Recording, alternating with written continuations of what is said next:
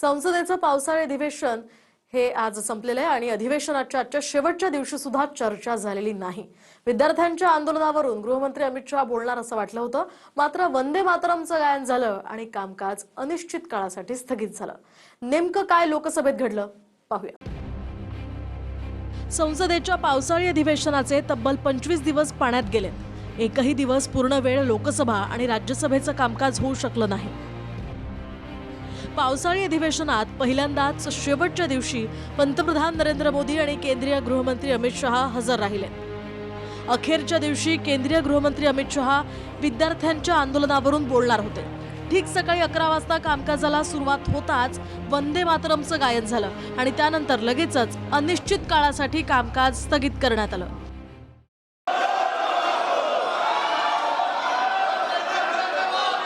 माननीय सदस्यों, कृपया अपने स्थान पर राष्ट्रगीत वंदे मातरम के सम्मान में खड़े हो जाएं।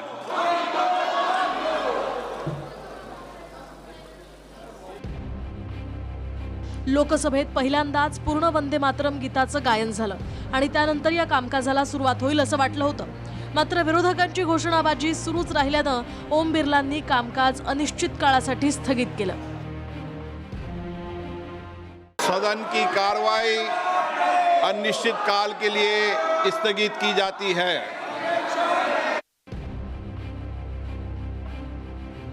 दिल्लीच्या विद्यार्थ्यांवर झालेला लाठीचार्ज आणि पॅलेटगनच्या गोळीबारावरून गृहमंत्री अमित शहांच्या निवेदनाची मागणी विरोधक करत होते।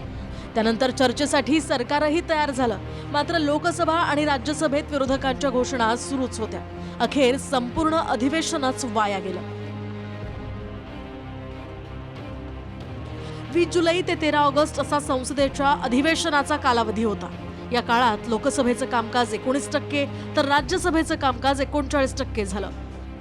संसदेच्या कामकाजासाठी एका मिनिटाला 2.5 लाख रुपये खर्च होतात, म्हणजेच कामकाज वाया गेल्यानं देशाचे तब्बल 176 कोटी 60 लाख रुपये पाण्यात गेलेत। आणि यासाठी आता विरोधक सरकारला जबाबदार धरतायत आणि सरकार विरोधकांना जबाबदार धरते।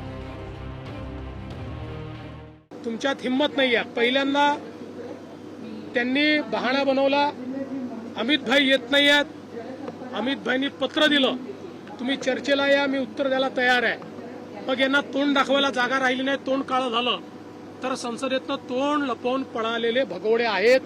यांना लोकशाही मान्य नाही, हे लोकशाही विरोधी आहे।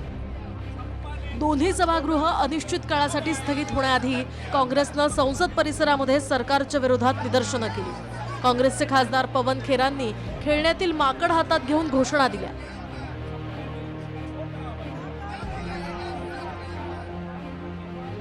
काँग्रेसचे अध्यक्ष मल्लिकार्जुन खरगेंनीही इंडिया आघाडीच्या खासदारांसह घोषणाबाजी केली।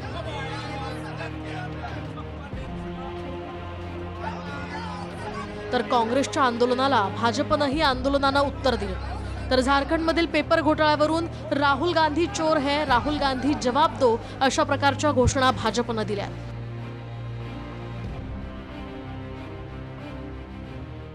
तो पहली बार ये दृश्य देखने को मिला कि सरकार खुद कह रहे हैं कि हम डिस्कशन चाहते हैं और अपोजिशन बहाना बना करके डिस्कशन से भाग रहे हैं। तो ये लोकतंत्र के लिए, विशेष करके संसदीय लोकतंत्र के लिए ठीक नहीं है। पहले के मुकाबले ये नया चीज मुझे देखने को मिला। ये कल्पना से बाहर है कि अपोजिशन खुद ही डिस्कशन नहीं चाहते हैं पार्लियामेंट में। आउट हो गया, कोई चर्चा नहीं, बिल कहीं पास हुए नहीं, वो आने को तैयारी नहीं ना। जब खुद ही प्राइम मिनिस्टर कदम नहीं रख रहे, होम मिनिस्टर कदम नहीं रख रहे, और मैं अंदर था, मैं सुन रहा था। सुनने के लिए तुम्हारे रूम में बैठ के सुनने के लिए आते हो? अरे या हाउस में बैठ के सुनो। उसके बाद ये सब ऐसे हैं कि they want to destroy democracy, and वो ये चाहते हैं कि पार्लियामेंट हमारे सामने कुछ नहीं, सब कुछ हम हैं। ये उनकी आदत है और ये इनका ईगो जनता तोड़ेगी। हे अधिवेशन वाया गेलं असलं तरी मतदारसंघ पुनर्रचना विधेयकासाठी विशेष अधिवेशन बोलवलं जाईल अशी चर्चा आहे, मात्र अद्याप तशी घोषणा झालेली नाही। दिल्लीहून प्रमोद जगतापसह ब्युरो रिपोर्ट, TV9 मराठी.